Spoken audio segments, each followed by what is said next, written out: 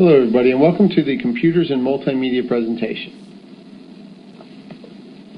So let's take a few minutes and think of the uses of computers in teaching and learning and ways that computers can enhance the teaching and learning environment.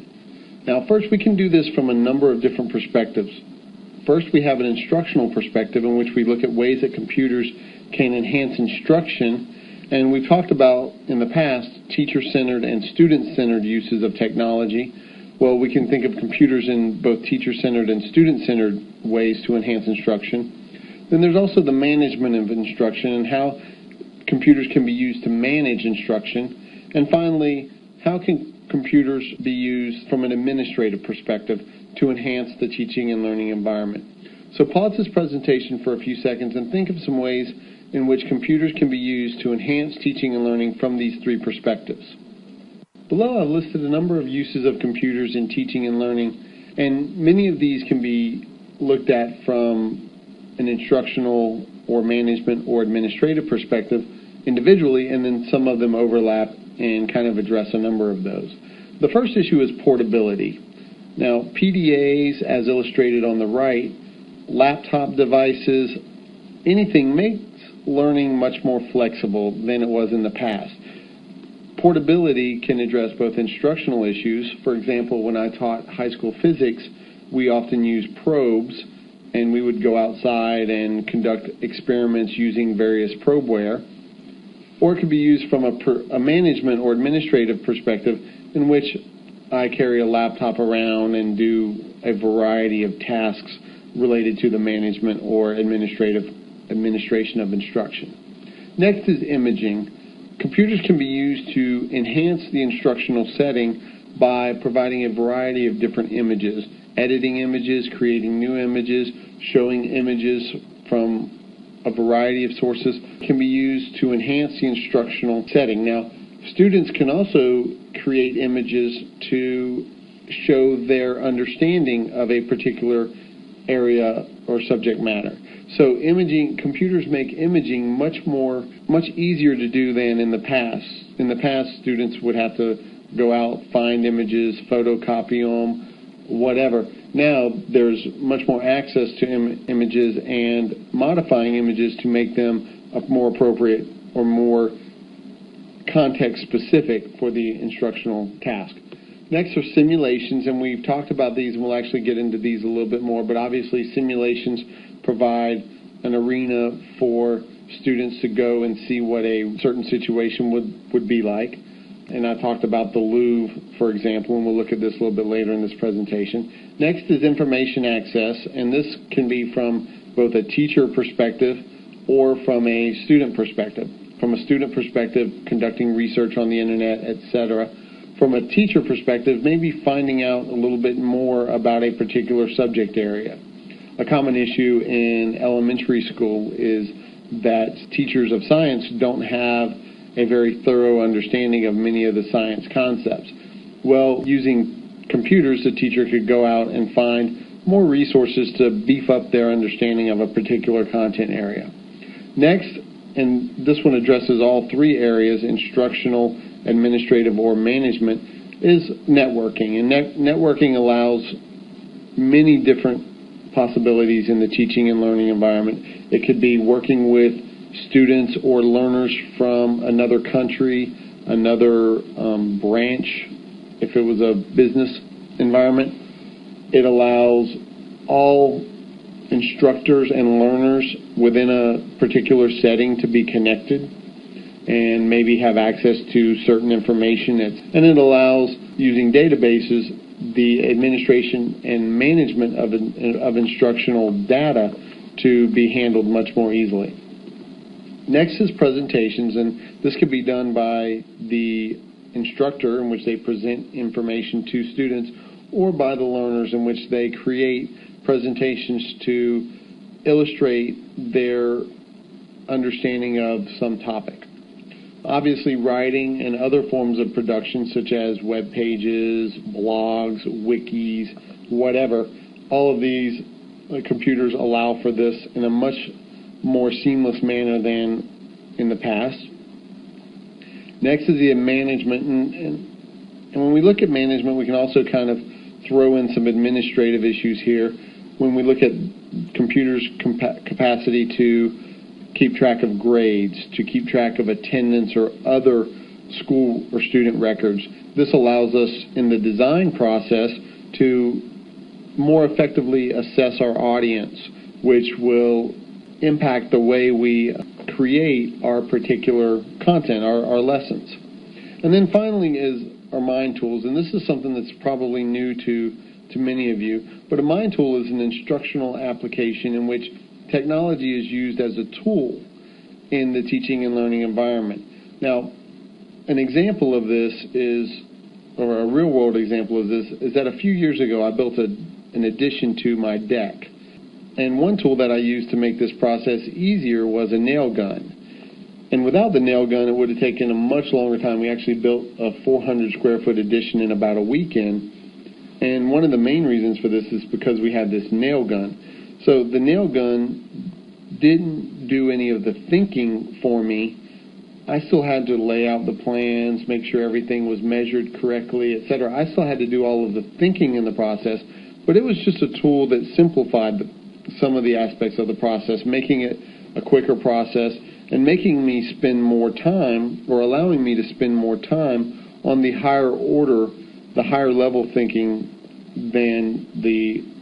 and less time on the kind of rote basic applications. So a number of applications, computer applications such as databases or spreadsheets or hypermedia, which we talk about later, are computer examples of these mind tools. And this is an idea discussed by David Jonasson, who's somebody we've talked about in class a number of times.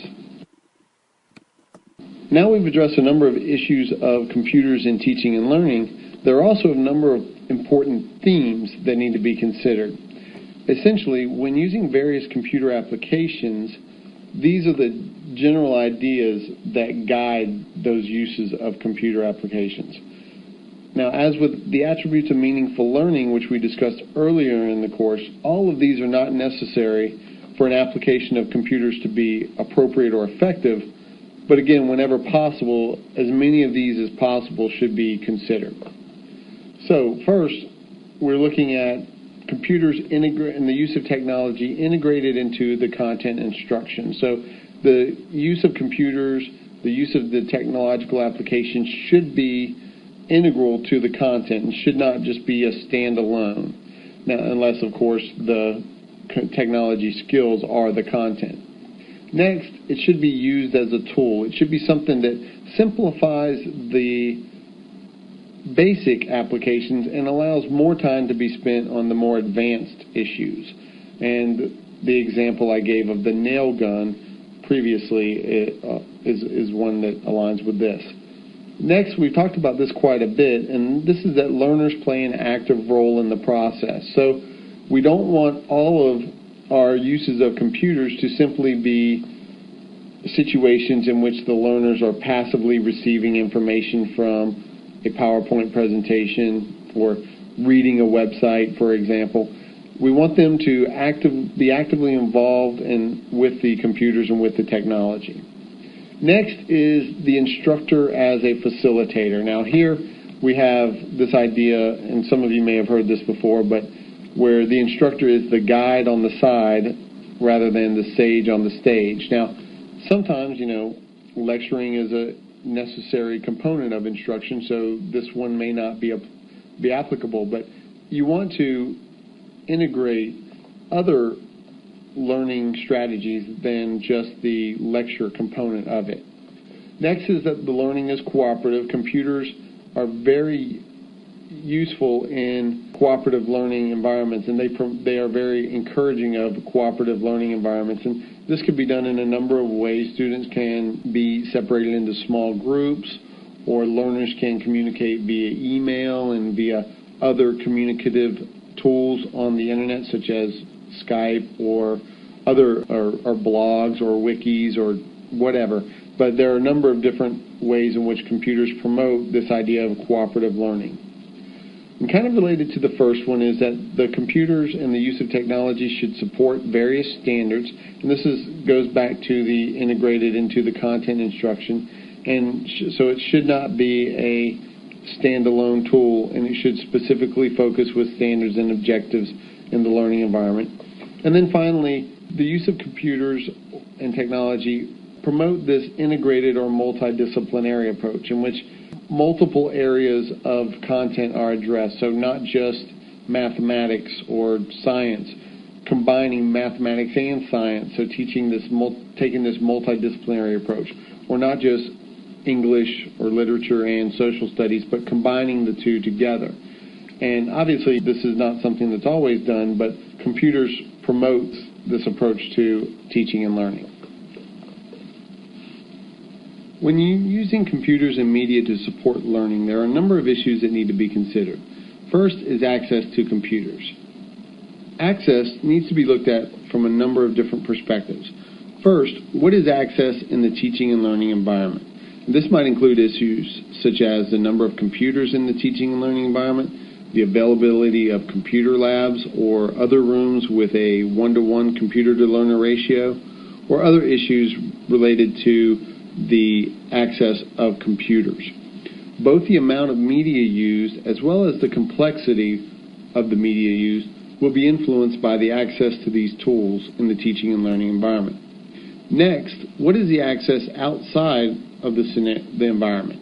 For example, if I am teaching teachers how to create web pages, which is something that they will need to practice extensively outside of the learning scenario, it is important to ensure outside access to the necessary tools, maybe providing access to another computer lab or something along those lines. And this goes for other learners and other learning environments as well. Next, what do learners do with computers? For example, it is not uncommon to see college students checking their email while an instructor is lecturing or during some other class activity, maybe a collaborative group activity. If this is occurring in graduate level courses, I'm sure you can imagine the types of things that might be occurring in K-12 or even in corporate America settings. For this reason, it is critical to have safeguards and processes to monitor what learners are doing with computers. Next is instructor training and preparation. Whenever you're using computers in teaching and learning environments, it's necessary that the instructors are well prepared and have the necessary skills to implement or integrate the specific applications into the learning environment. Now, we've looked at more general uses of computers in the teaching and learning environment, themes of technology, issues to consider. Now let's take a look at some more specific applications of computers to support the curriculum. Now, each of these address varying levels of cognitive processing and behaviors. For example, lower level applications that support the curriculum include drill and practice applications and tutorials. Some higher order thinking applications include games and simulations, which we've talked about previously. The virtual Louvre is an example of a simulation which students can walk through various wings of the Louvre and see different collections of art, etc. Discovery learning, which we talked about previously with the Jasper Woodbury learning series, the video disc series. Problem solving, which is highly supported by mind tools and is closely related to discovery learning as well. Information tools such as CD-ROM encyclopedias or the internet resources, etc.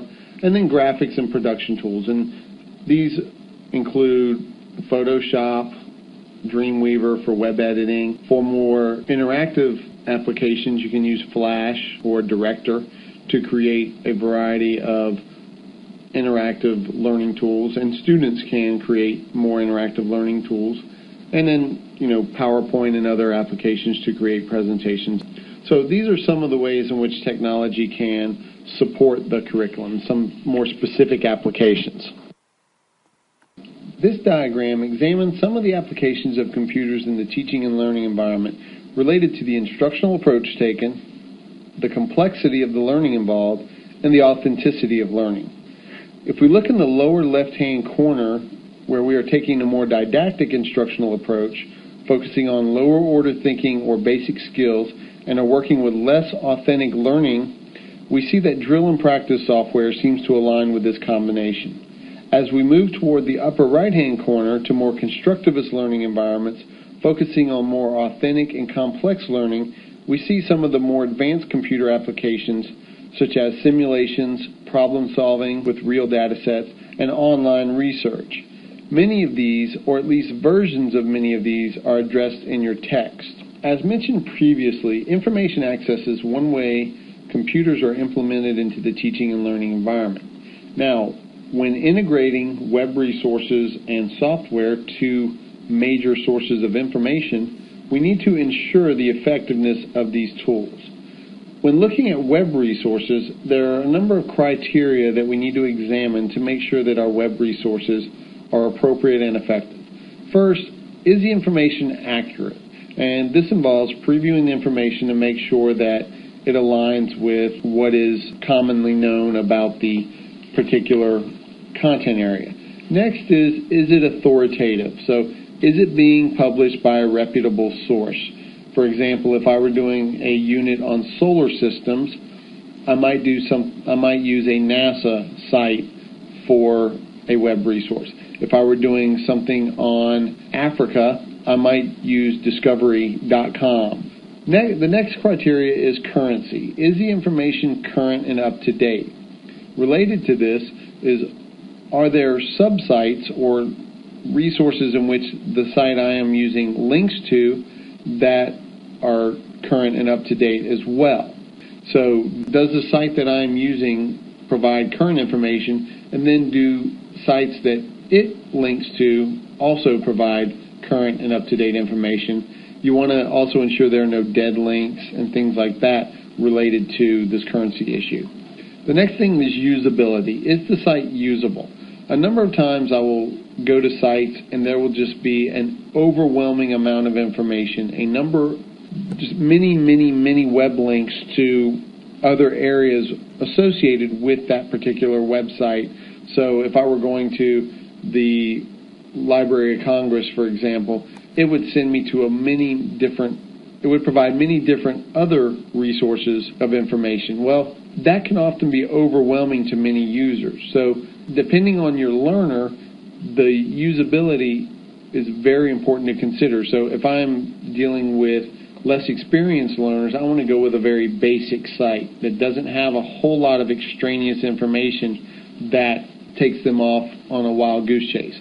Whereas if I'm dealing with learners that are more experienced with the information, then I can provide a site that has much more content and allows the user more flexibility in what they're going to get from the site. So they have more control over their learning environment.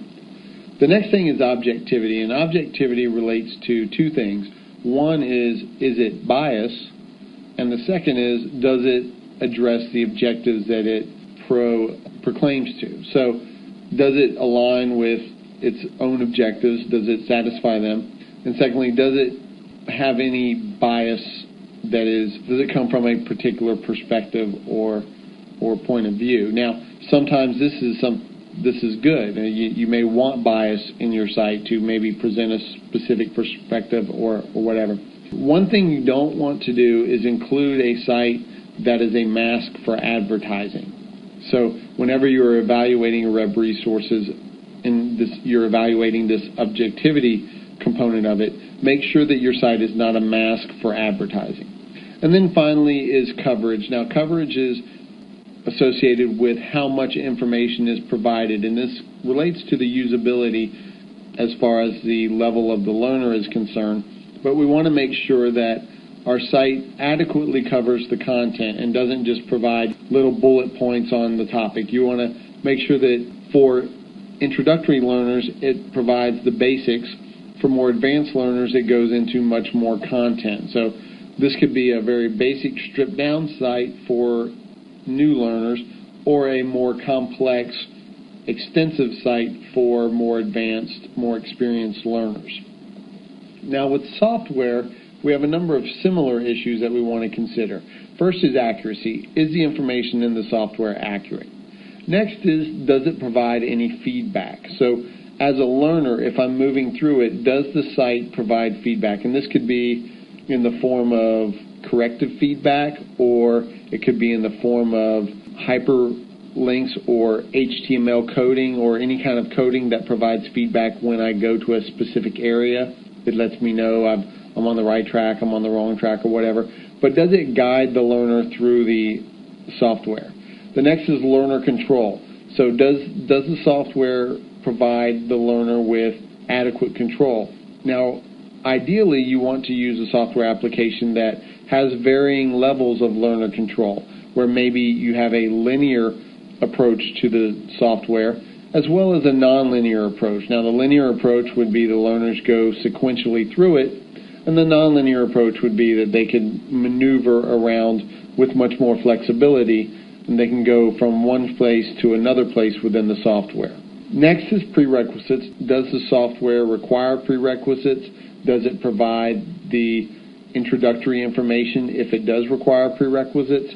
Is it age appropriate? So if I were looking at a piece of software on introductory American history, is it appropriate? Is the content appropriate for an introductory American history class? Next is usability. Is it easy to use? Is it very clear what the learner is going to do?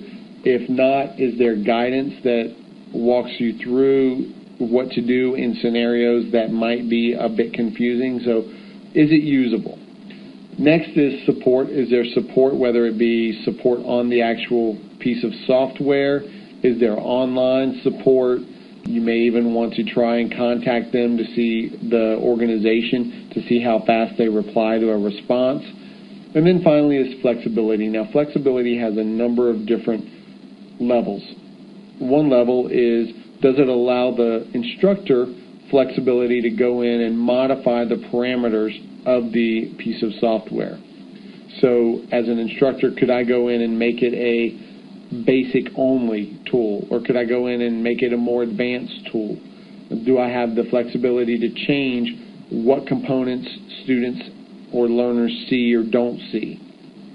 From a learner perspective, we go back to this usability and learner control thing, where we're looking at, does a learner have the ability to go through it in a variety of ways, whether it is sequentially or from one place to another? Can I go in as a learner and leave where I left off last time? Is there a way for me to know where I left off last time? So all of this flexibility goes back to a number of the other areas.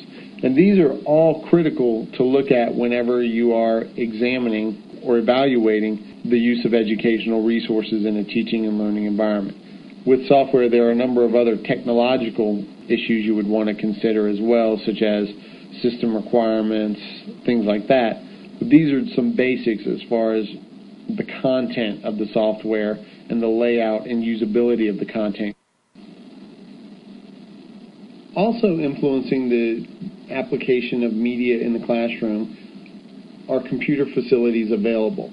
Over the next two slides, we'll look at two different scenarios. Here, I've presented the one computer classroom. While this will significantly influence or limit what you can do with computers in the classroom, there are a number of ways that you can address these issues and still implement computers and media effectively. On the right is a common diagram for a one computer classroom. You'll see on the left side there's a projector and the one computer around a small table. The other group setups include a variety of group settings ranging from 4 to 6 students. Now, using stations is one common way to address one computer in the classroom. When I taught high school physics, for example, what we would do is one group would be collecting data for a particular lab. One group might be analyzing data or writing up their lab. One group would be working on the computer, maybe conducting research or something along those lines. Another group might be working from the book, maybe on problems or readings or whatever. And then I might be working individually with a small group discussing some issue at hand. So we had 5 or 6 different groups going on at one time. You could have small group work in which individual groups are working in taking turns on the computer. You could have large group work in which For example, the whole class is collecting data or information on the computer, and maybe that will be shared later among individual smaller groups. The computer could be used as a learning center in which individuals that are in various phases of projects can come to the computer for a certain amount of time to perform some particular task. So here you might have projects in which the computer is only used for one portion of it, and then they come and put everything together with it or whatever they need to do related to that particular learning task. And then finally, the computer being used as a data resource. So if you are having students perform various tasks, they would only come to the computer to collect data. And these are just a number of ways that it can be used as in the one computer classroom. There are a variety of other things that you can do.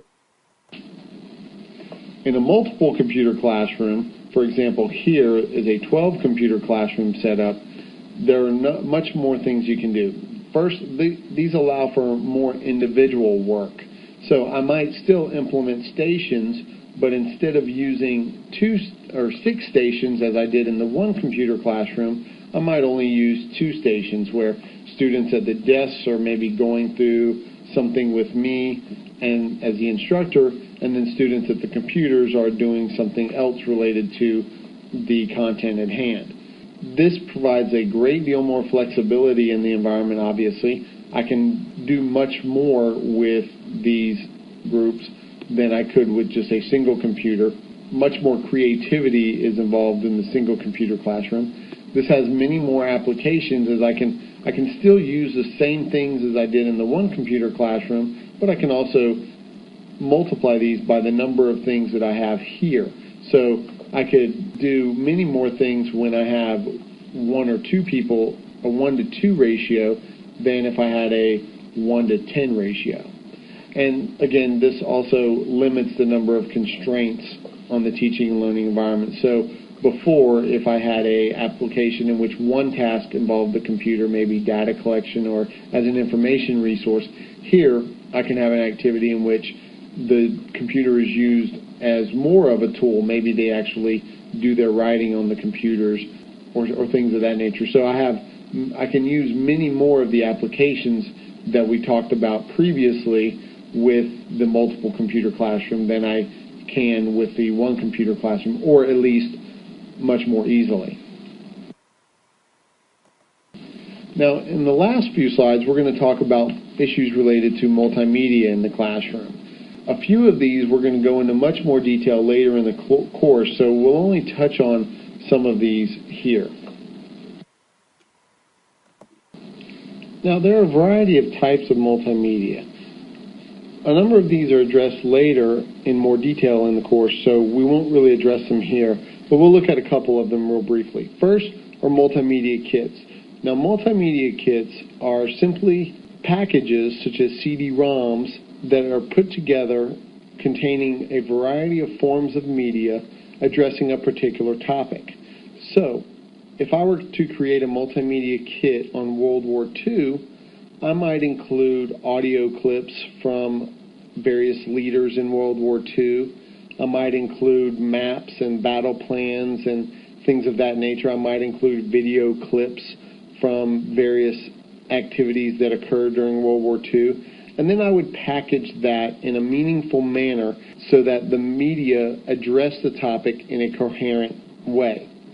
Hypermedia and interactive media are 2 forms that are addressed in much more detail later on, so we're not going to address those here. Virtual reality is something that has increased in popularity and availability significantly over the past few years. There are also a variety of forms of virtual reality. For example, when I say virtual reality, most of you probably get this image of somebody standing with a big mask on, connected to a couple things, and visiting some virtual world in that way. Recently, though, virtual reality is becoming more common on the web. The image on the right is a picture of Second Life, and Second Life is a virtual world. So it is a web form of virtual reality. Now, to give you a brief overview of what it is, you would go there, sign up, pick a name, develop your avatar or your virtual representation, and then you would go travel around to various worlds within Second Life, interacting with other learners or other Second Life citizens. And what you can do within Second Life, there are a number of different things that can be applied to teaching and learning environments. Here in the image on the right, for example, John Bransford, a very famous, well-known, influential cognitive psychologist, is presenting to an arena of individuals. So here, this person who you would normally only be able to see speak at his particular university is speaking to anyone in Second Life that wants to come and sit in. Now, there are constraints that you can implement and things of that nature, but this is just one example of a virtual reality application. Now, expert systems are the last one here, and what these are situations or software packages in which a variety of experts on a particular topic have come together to create a tool to address a specific problem.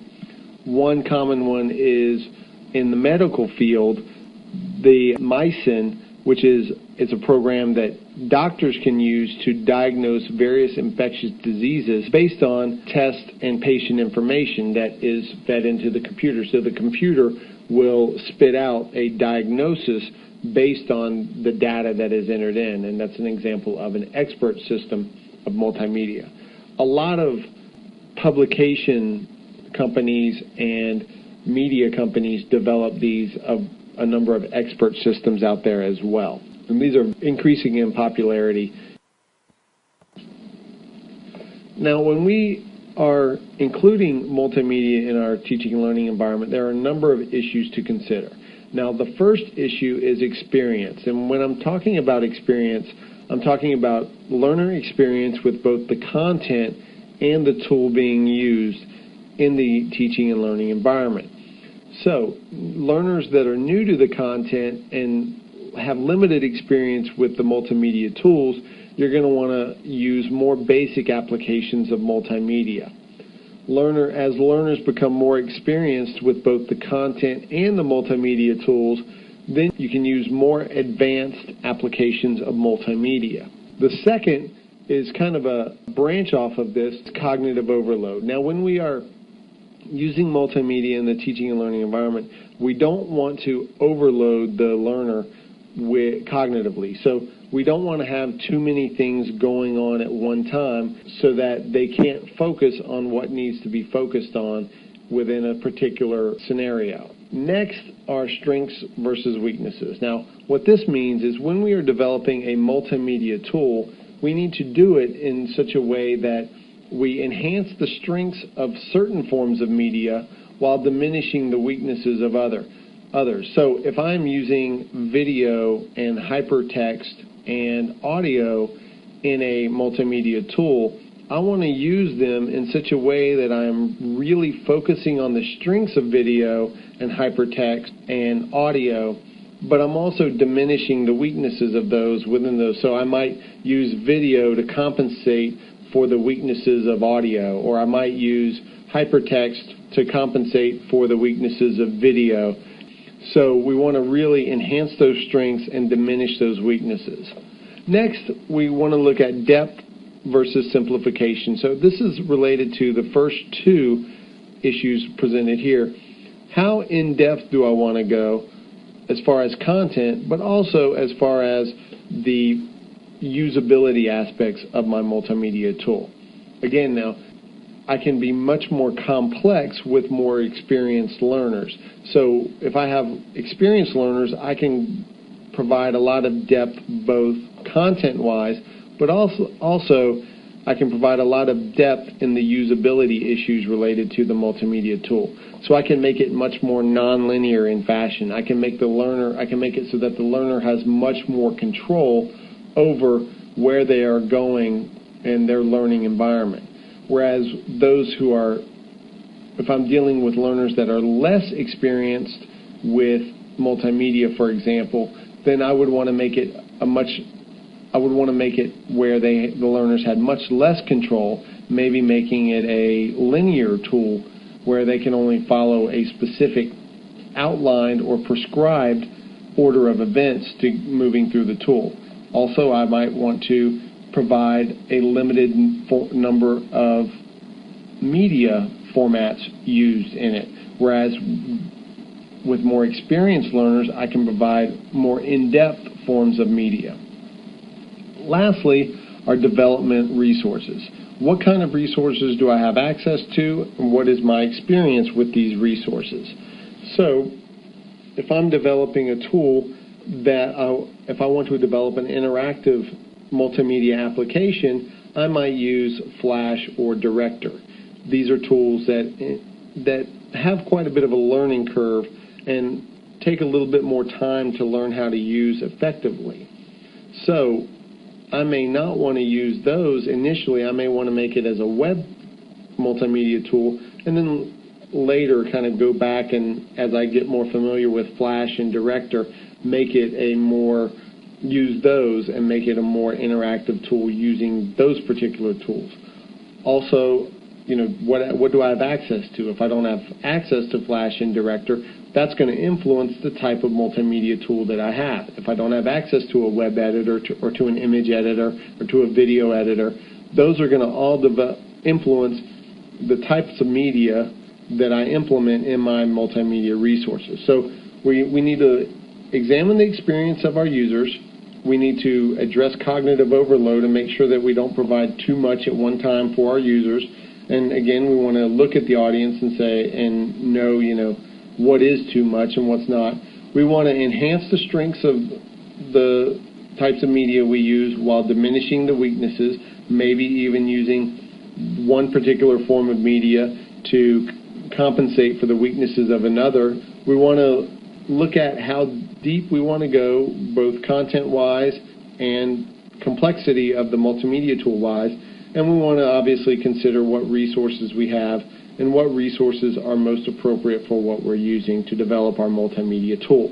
And all of these are important issues to consider before we even get going in the design and development process. This ends our Computers and Multimedia presentation. Thank you for listening, and if you have any questions, feel free to contact me.